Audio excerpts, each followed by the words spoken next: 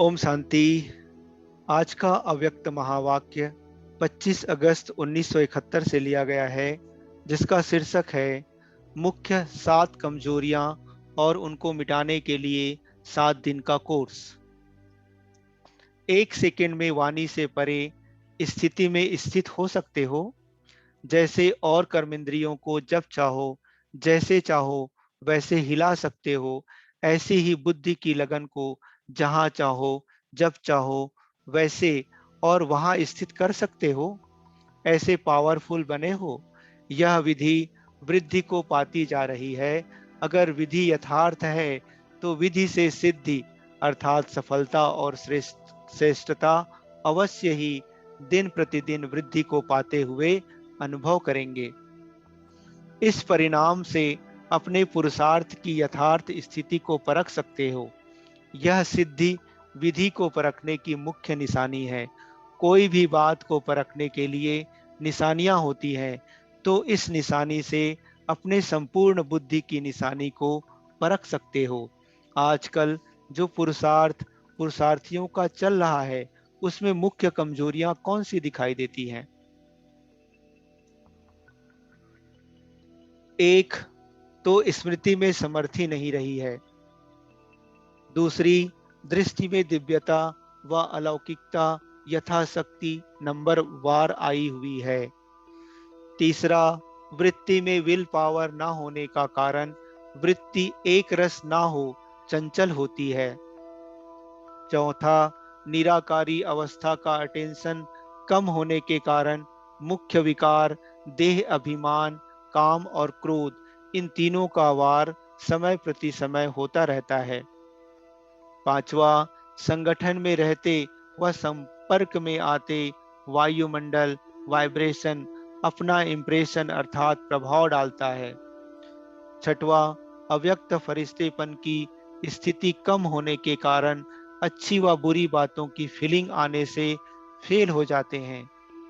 और सातवां, अपनी याद की यात्रा से संतुष्ट कम। यह है पुरुषार्थियों के पुरुषार्थ की नंबरवार रिजल्ट। अब इन 7 बातों को मिटाने के लिए फिर से 7 दिन का कोर्स कराना पड़े। इन सातों बातों को सामने रख 7 दिन का कोर्स जो औरों को कराते हो, वह अपने आप को रिवाइज कराना। जैसे मुरलियों को रिवाइज कर रहे हो, तो रिवाइज करने से नवीनता और शक्ति बढ़ने का अनुभव करते हो। ऐसे अब एकांत में बैठ अमृत वेले जो 7 बातें सुनाई, उन पर एक एक बात का निवारण हर दिन के पाठ में कैसे समाया हुआ है, वह मनन करके मक्खन अर्थात सार निकालना और आपस में लेन देन करना। कोर्स तो किया है, लेकिन जैसे जैसे जिज्ञासुओं को कोर्स कराने के बाद हर पाठ की युक्ति बताते हो व अटेंशन दिलाते हो, वैसे आप हर एक रेगुलर गॉडली स्टूडेंट अब फिर से एक एक सप्ताह एक पाठ को प्रैक्टिस और प्रैक्टिकल में लाओ। जैसे साप्ताहिक पाठ करते हैं ना, आप लोग भी सर्विस में पवित्रता सप्ताह व शांति सप्ताह का प्रोग्राम रखते हो ना, वैसे ही अपनी प्रोग्रेस के लिए हर पार्ट का साप्ताहिक पाठ प्रैक्टिकल और प्रैक्टिस में लाओ। तो रिवाइज होने से क्या होगा? सफलता समीप, सहज और स्पष्ट दिखाई देगी। तो श्रेष्ठ तो बन ही जाएंगे। अपने आप को हर संकल्प व कर्म में महान बनाने के लिए सभी से सहज युक्ति की 3 बातें सुनाओ। मन, वचन, कर्म में महानता के लिए ही पूछ रहे हैं। महान बनने के लिए एक तो अपने को पुरानी दुनिया में मेहमान समझो। दूसरी बात, जो भी संकल्प व कर्म करते हो, तो महान अंतर को बुद्धि में रख संकल्प और कर्म करो। तीसरी बात कि बाप के व अपने दैवी परिवार की हर आत्मा के गुण और श्रेष्ठ कर्तव्य की महिमा करते रहो। पहला मेहमान, दूसरा महान अंतर और तीसरा महिमा। यह 3 बातें चलती रहें तो जो 7 कमियां हैं वह समाप्त हो जाए। मेहमान ना समझने के कारण कोई भी रूप व रंगत में अट्रैक्शन अर्थात आकर्षण और अटेंशन अर्थात ध्यान जाता है।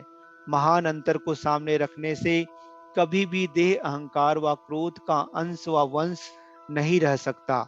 तीसरी बात, बाप की व हर आत्मा के गुणों की महिमा व कर्तव्य की महिमा करते रहने से किसी द्वारा किसी बात की फीलिंग नहीं आ सकती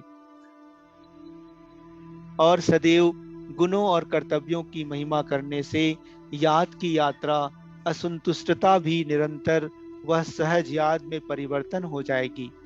इन तीनों शब्दों को सदा स्मृति में रखो तो समर्थिवान हो जाएंगे। दृष्टि, वृत्ति, वायुमंडल सभी परिवर्तन हो जाएंगे। द्वापर से लेकर आज तक अपनी और अपने दैवी परिवार की आत्माओं की महिमा करते आए हो, कीर्तन करते आए हो। अब फिर चैतन्य परिचित हुई आत्माओं के अवगुणों को व कमियों को क्यों देखते हो, वह बुद्धि में धारण क्यों करते हो? अभी भी सारे विश्व से चुनी हुई श्रेष्ठ आत्माओं के गुणगान करो, बुद्धि द्वारा ग्रहण करो और मुख द्वारा एक दो के गुणगान करो। फिर दृष्टि व वृत्ति चंचल होगी, किसकी भी कमी की फीलिंग होगी। अभी अनुभव किया है कि कोई भी मंदिर की मूर्ति कितनी भी अट्रैक्टिव व सुंदर सजी हुई हो, तो कभी भी दृष्टि उनकी सुंदरता व सजावट के तरफ संकल्प मात्र भी चंचल नहीं होती है। और वहां ही अगर कोई सिनेमा व कोई ऐसी किताबों में से कोई अट्रैक्शन व सजावट देखते हैं व कोई बोर्ड भी देखते हैं, तो वृत्ति और दृष्टि चंचल हो जाती है। क्यों? अट्रैक्शन तो मूर्तियों में भी है, सजावट, फीचर्स और नेचर्स की ब्यूटी मूर्तियों में भी है, फिर भी वृत्ति और दृष्टि चंचल क्यों नहीं होती? दोनों ही चित्र सामने रखो व एक ही कमरे में रखो, तो एक सेकंड में उस तरफ जाने से वृत्ति चंचल होती है और उस तरफ जाने से वृत्ति पवित्र बन जाती है। यह पवित्रता और अपवित्रता का कारण क्या होता है? स्मृति।